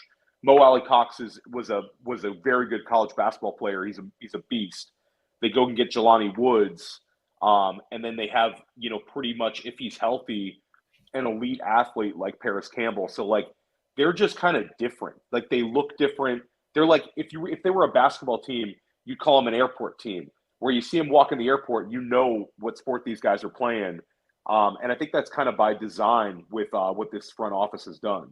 See, you described that worst case scenario, Theo, and all I can think of is Peyton Manning in Denver winning a Super Bowl. He could barely move. His neck was kind of like mine. The neurosurgeon told me that I have the neck of an 80-year-old, and I'm sure Manning's is kind of the same right now for better reasons. But you see in the worst case scenario, he just fits this offense. And if that means game managing and composure and Matty Ice, managing the flow of the game and JT just running the crap out of the ball, if that means wins, that's fine. But I think that the nice thing is that the option is there. That if you need him to take over a game, I would imagine that he still has it and he's going to be able to do it with these weapons in Indy.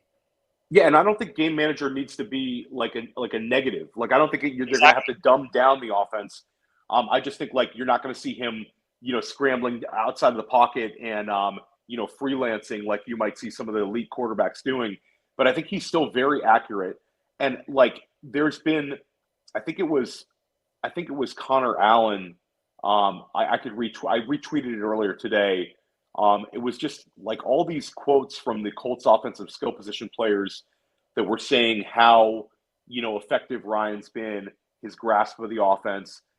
They've described him as like another coach on the field. And it's multiple players saying this. They're just like, he's a commanding presence. He's been to a Super Bowl. He's won a lot. And I think that it's like last year it was really an ugly scene in Atlanta. It was kind of a weird situation for him to be there on a team that was really rebuilding. And it's kind of interesting to see if he can have like a bounce back season, as in new digs. And maybe your Colts have, a starting quarterback, the same starting quarterback 2 years in a row. That would be a huge accomplishment as well. And then we talked about the. I'm sorry. Go ahead, JD. You were going to add. No, I was just going to say, let's bring Glenn back in before I bring him in. I want to do a quick plug. Our friends over at Underdog, guys, you can play for $2 million right now on Underdog Fantasy on your mobile phone, on your laptop. Use the code District. Best ball, all kinds. You can play even any other sports on there. Golf, basketball, I know is over, but hockey also over. But you can also play on there, guys. Just all kinds of fun. Right now, Underdog Fantasy, play for $2 million fantasy football. Let's bring our guest back tonight. We got so much goodness. He's been more than generous. And we actually have a question, Glenn, from the chat. We might even have a bet going on here. They're wondering what your dog's name. We've already got a bet on Shark. No, Cooper. Cooper, there you go. Cooper Cup. There you go. Cup. Yeah.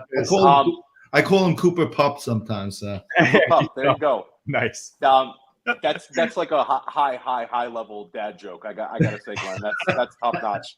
That would like make my now it's like my 5-year-old and my 3-year-old think I'm hilarious.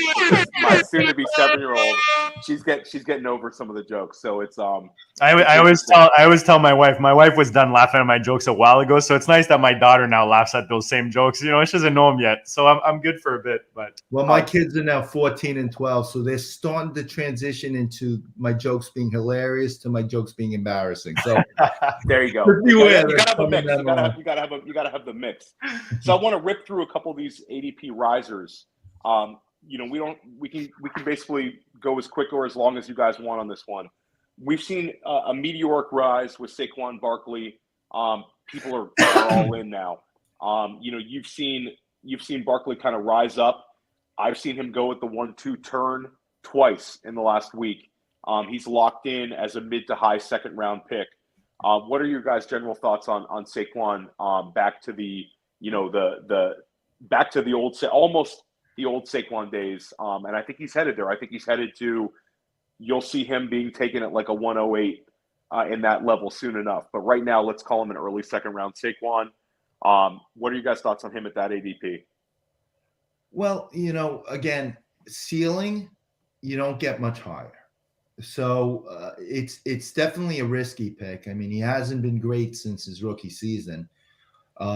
He's been a disappointment for most of his career since, but it's mostly been due to injury, right? And now he's got the new coach, the coach that's going to focus on him, make him the focus of the offense. And most importantly, there's a lot of noise about him being, again, a focus in the passing game. We talk about the targets all the time.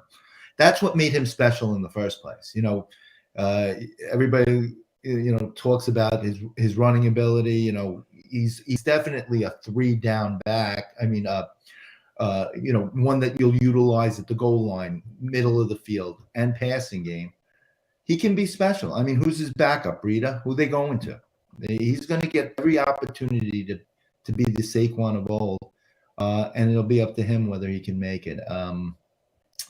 I don't think that's too rich, honestly.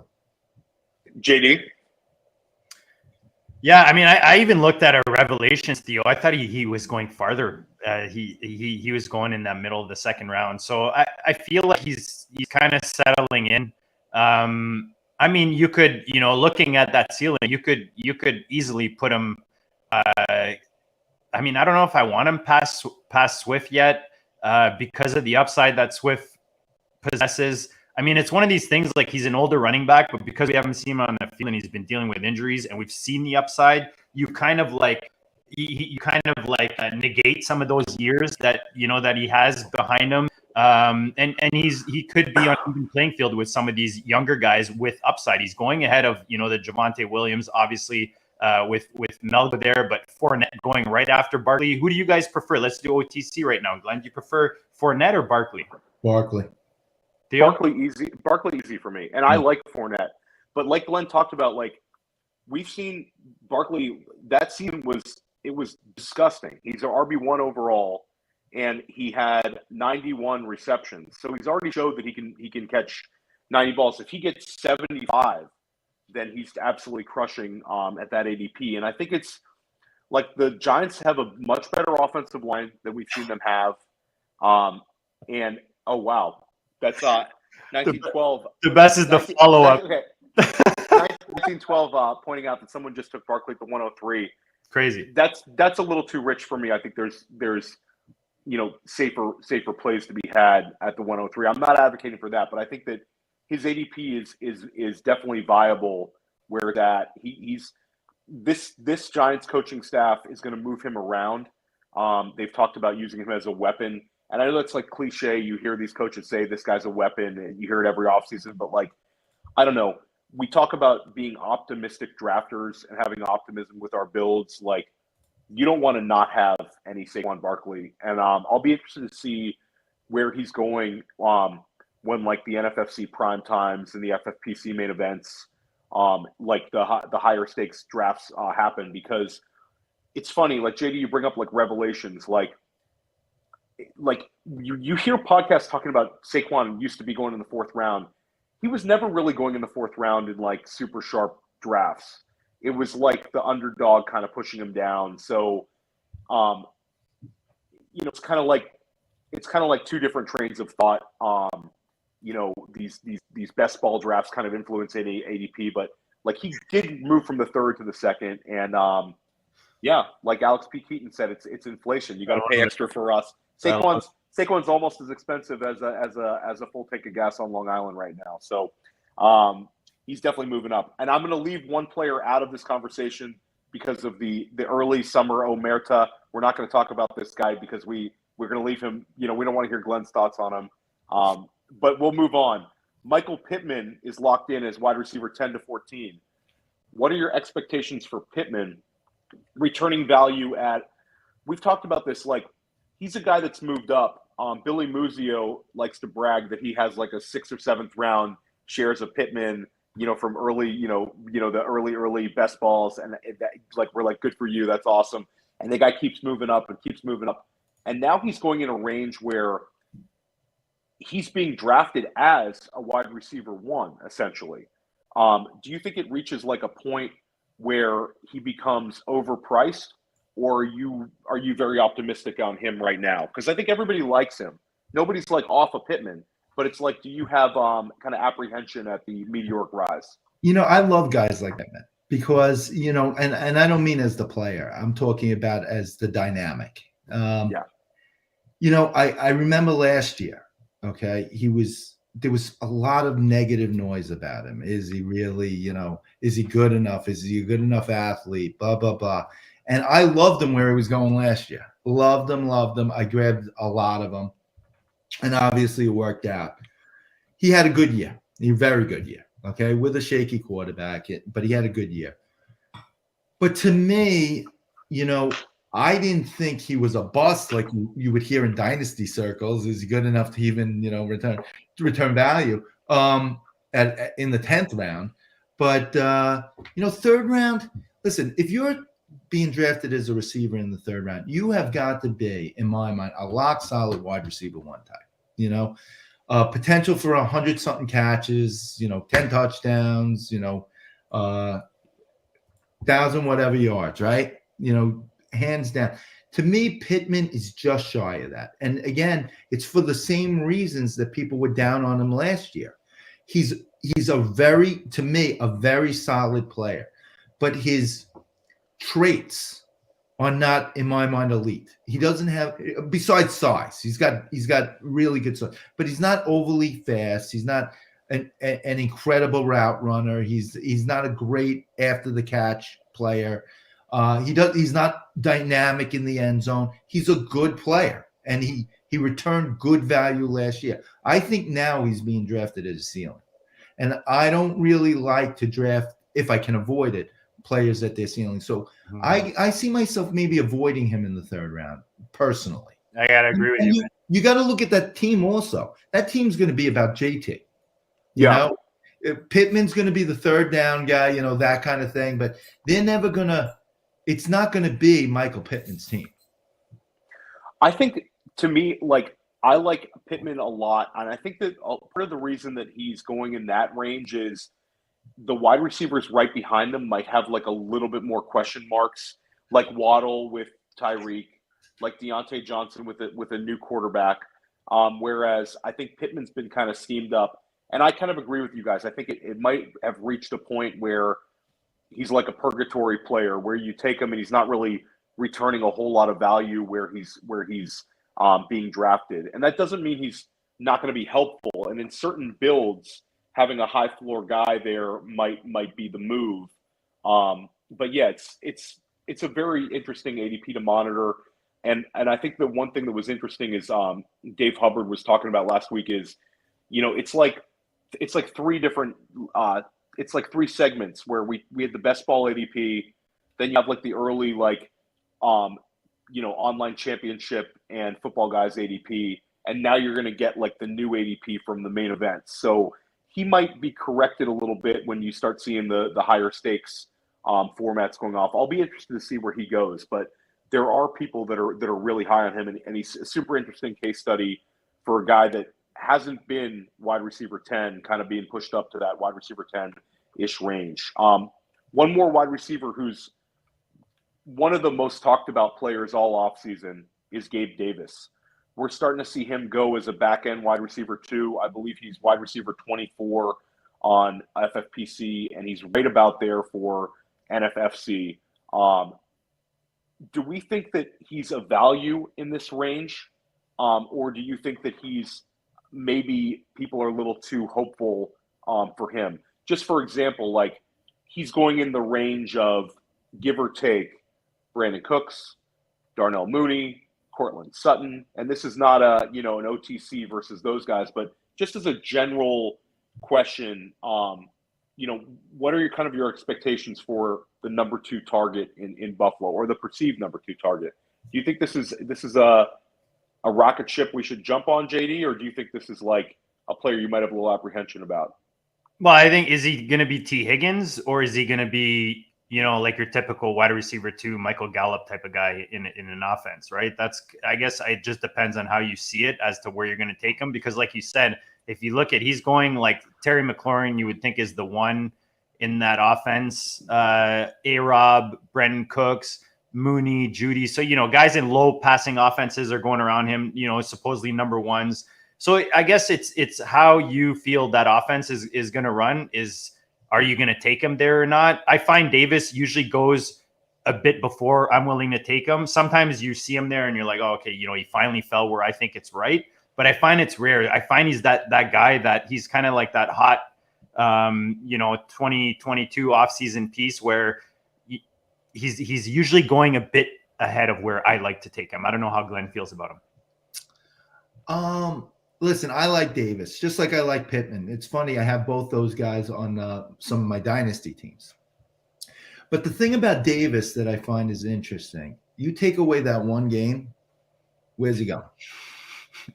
Really? Then he's way low. Way down. He's not, that game. If it wasn't that game, that spotlight, you know what I mean? I mean, he's going, rounds down, rounds and rounds down. That game was, the big helium balloon for him, and it was an amazing game. He put himself on the map. But I look at that team, and I look at Josh Allen, who's everybody's number 1 quarterback this year, right? And he's a great player. He gets a lot through his own legs, right? And he funnels a lot to Diggs, and in the past, it seems like his main number 2 weapon was always the around the line of scrimmage guy, like Beasley or even McKenzie in some games, right? Davis, like Emmanuel Sanders before him, and guys like that. I don't see him targeting those type of plays, that second outside receiver that often. That game, obviously, Davis, blew up incredibly, and it was incredible. And as the dynasty owner, I was extremely happy. But I'm probably not grabbing him too often in the 5th round, and I like him. Last year I was grabbing another guy who was grabbing a lot in the 10th round, 11th round. But for most of the last season, he was a disappointment, right? It's interesting also because the Bills coaching staff didn't play him at first. Right. He was in like the pecking order. He was behind, he was like wide receiver 4, and then he has the meteoric game. Like he obviously, like you can't be an untalented football. Like the game did happen. Like it's a 1-game sample size, but in a massive game, he did have one of the best playoff games of all time. Like we can't discount that, but I think that it was amplified. And you talk about like a year, like looking a year ahead. If he returns big time value where he's being drafted, then he's one of the best values in all of Dynasty right now. Because there's some huge disconnect between Dynasty startup Gabe Davis versus redraft Gabe Davis. I think it's just very interesting. He's a 3rd-year wide receiver being drafted as wide receiver 24. And he's nowhere near wide receiver 24 in Dynasty startups right now, JD, is he? Does this not smell? I was looking up what we got from – you guys remember Chase Claypool going off for that huge game? You got like 3 touchdowns. Right? Doesn't this kind of smell kind of similar? I get the Josh Allen, but I feel like we're going to get to a point where Davis, kind of like we talked about with Pittman, is going to be being drafted at his ceiling because he's not going to surpass Diggs, right? And he can only get so close to Diggs. So how, at what point is that going to be? And how willing are we going to be at that point? Like I said, a lot of the drafts I'm doing right now, I seem to miss him because I feel like he's that hot commodity that people feel good. There's guys you feel good drafting, and he's one of those guys right now. I think that people feel good drafting, and that's why I feel like he's being reached on a bit. And then you have the Buffalo stack is probably, I would imagine, one of the hottest stacks with, Diggs, then Allen, and then if you can get Davis. So that, adds to his popularity being drafted and that ADP continuing to go up. So it'll be curious to see how high he goes, right? But, similar, I'm not buying into the hype. We talked about, learning these rookies and stuff. And I think that's the biggest thing is the Dynasty allows you to kind of fade some of these hypes, these hype swings that we see in the offseason. And Davis might be one of them off of, that one game that we see or drafters see as a potential ceiling for him. And is that really his ceiling? Yeah, it's super interesting guy. And I think it's also another one of these guys where when you're in a draft, there's going to be somebody who likes Gabe Davis more than you. There's these Gabe Davis truthers that are like, that think there's some people think he might pass Stephon Diggs this year. It's not my take, but I think that there are people that think that could happen. So he's a super, super interesting guy to monitor as the summer goes along. We could make this a yes or no. And if you want to go into it, Glenn is like, please do. Yeah, we're almost done, Glenn. I got one quick one. I'm good. I'm good. No worries. We love you, Glenn. We've seen back-to-back seasons of a rookie running back finishing the top 7 of the position. We had Najee last year. We had James Robinson the year before. Do we think a rookie running back finishes as an RB1 this year? Yes or no? We could push it to top 15. We'll take it to top 15. Top 15, I'm going to say yes. Top 7 might be a little rich. I'll go with yes on top 15. JD? Yeah, I can go with that. I was trying to pull up like which actual running back I think would do it. But yeah, I mean, look, it's running back, right? One injury. That's all it takes. And one of these guys just pops. I mean, people are going to look at Breece Hall as that guy, but like you said, Fournette gets hurt, could be White, right? White, yeah, 100%. And and he's got the skill set to go to top 7 if something like that happens. So football's a funny game. So and look at last year, guys. Elijah Mitchell, right? TDP could do that this year. We have no idea. We'll go rapid fire on this one. These guys are pretty close at ADP. They play the same position on the same team. Pick a teammate at ADP. The first one will be Keenan Allen or Mike Williams. Mike Williams. They're close enough. Mike Williams for you, Glenn. Easily. Yeah, same. I feel like this is like the like a sad one for me because I've been the Keenan Allen guy for years, but I think it might be the year that Mike Williams just smashes. I'm going to go on the Mike Williams train, especially because he's a little bit discounted to Keenan, but not that discounted. Devin Singletary or James Cook? Start with Glenn on this one. I'm going to go Singletary on that. Yeah, I'm the same, but I was just looking. I feel like they're going a lot closer now, right? Like I feel like close. They're Again, literally like back to back. I liked it when the rookie was like the hot new thing, and Singletary was going a lot later. And I think Singletary is going to be the guy in that backfield. Personally, Me too. I think it's structural for me. I think if you need points early in the year, it's Singletary. But I think having some Cook, because I think that offense could change, and I think they want to target the running back. So I'll take the cop out, and I'll say it's a structural pick. I think they are close for a reason. Here's a hard one: Rashad Penny or Kenneth Walker. It used to be you get the discount on Penny, and Walker would go a little higher. Walker was a 6th-round pick, and Penny was an 8th-round pick. Now they're kind of converging, and I think Penny's jumping him certain times, at least for what I'm seeing. If you could pick one with ADP out of the – just pick one for the season, JD, are you on the rookie with the profile or the guy who ripped it up for 6 games last year down the year? It's one of those where I think it depends on your roster, but I guess I lean Penny because whenever it's super close, I like to go with whatever my eyes have seen. And I've seen Penny do it in the NFL. So you think he has maybe, an opportunity at it first. What do you think, Glenn? Penny. It's not as close for me as it is for you. He was absolutely dynamic when he finally was healthy and given a full opportunity last year. He proved that he could do it. Walker still has to prove that he can do it. I'm sure he's a good back. But if Penny stays healthy, he's the guy for me.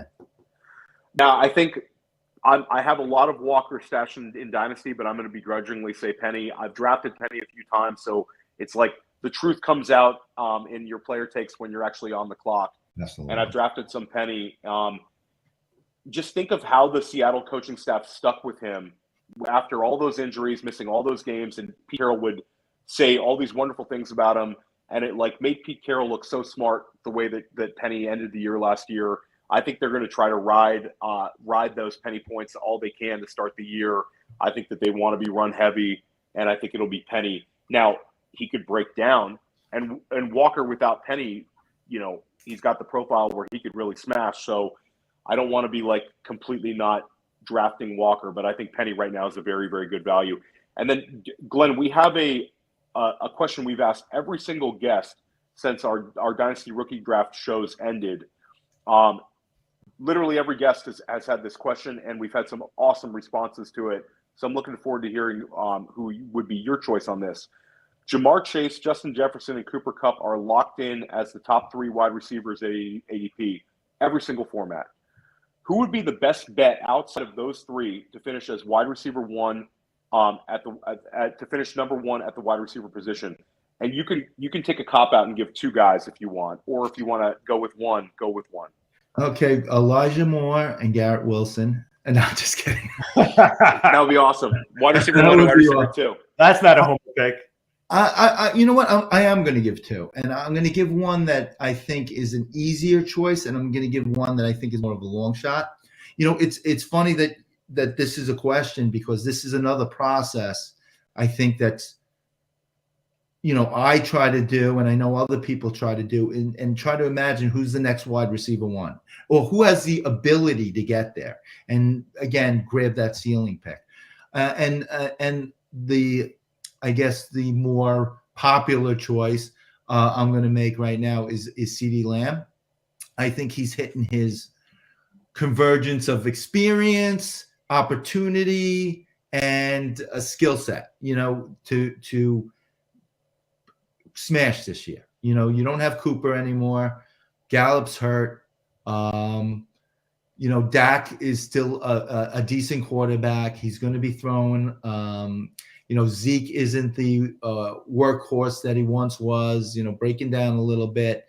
I think they're going to have to put it in the air. And I think, commanding targets will be CeeDee Lamb this year. And I think he's got the skill set if he gets the targets that I think will go his way to do a lot with them. Jamar Chase level a lot. So we'll see.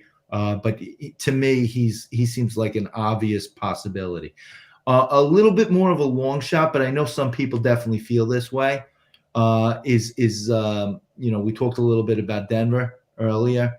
Again, I wouldn't put money on this, but I think he's got the skill set and again a convergence of skill sets between he and his new quarterback. Is Cortland Sutton. I really believe in him this year, and I think I've always thought he was a very talented player, but injury and the quarterbacks, seemed to work against him, and he never had the consistency that except for that 1 year where he did put it together with a horrible quarterback. So this year he's got a quarterback that throws a very pretty deep ball.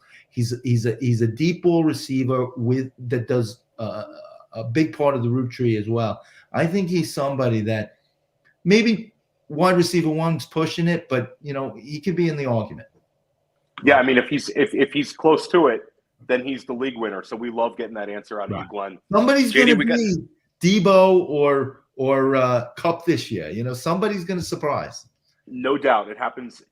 2 years ago, a couple years back, we had Hopkins and especially Stephon Diggs crushed as a 6th round pick. Last year, you had Chase and Debo. You had Cooper Kupp in the 4th round. I mean, the league winners are not coming from the 2nd round. They're coming from a little deeper. So we love getting that sudden answer. We got to let Glenn go to sleep, though, JD, pretty soon, don't we? For sure, man. For sure. Data 3, hubby 1, as he says on his profile. And just, guys, not just like multiple champ, but multiple champs across multiple platforms. That's a testament to me of a true champion in high stakes. And we appreciate your time tonight, Glenn. Check him out at Glenneration_X, guys, on Twitter. Glenn, anything to add, man? We really appreciate your time before we close this thing out.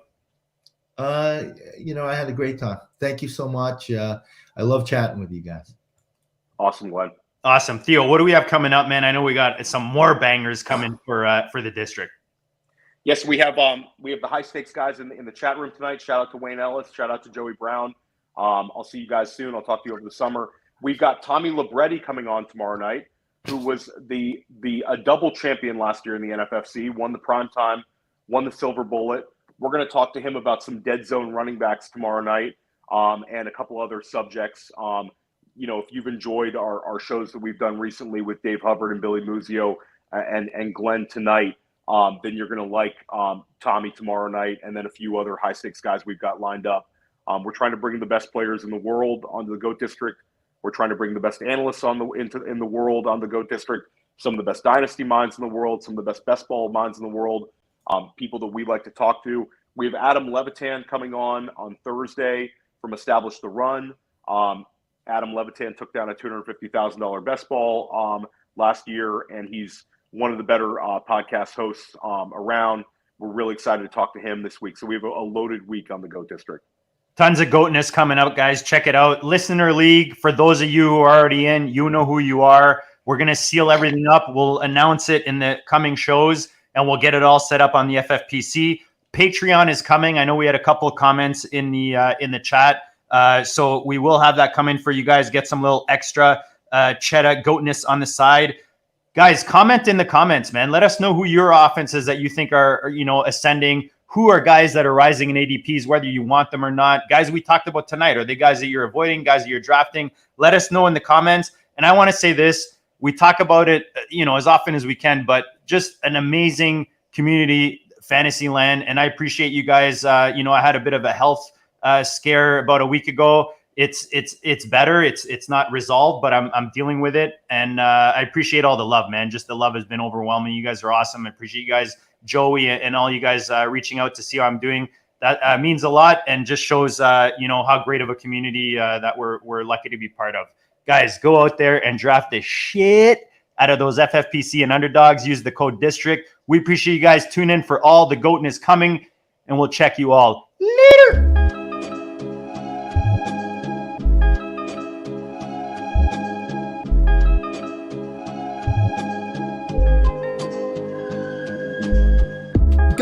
district, you know the Pope listens. Dynasty, our religion, for the blokes missing. On all of these trades, on all of these plays, on all of these grades. By the end of the day, y'all getting played. So, what you gonna do next? Try to fill up that flex? Send the homie a text? That trash offer's the best? You try to make it complex, then they text you back. Now all of a sudden, they don't make any sense.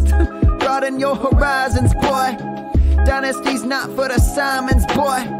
These trades not for consignment, boy. Respect your opponent, y'all some piranhas, boy. This my advice from me to you. Open up your cute little podcast queue. Search up GOAT District, my dude. Pop it in your ear, man. Y'all know what to do. It's the and I always be traded. And I always be traded. And I always be trading. Y'all try to betray them, but first you gotta bait them. Fish.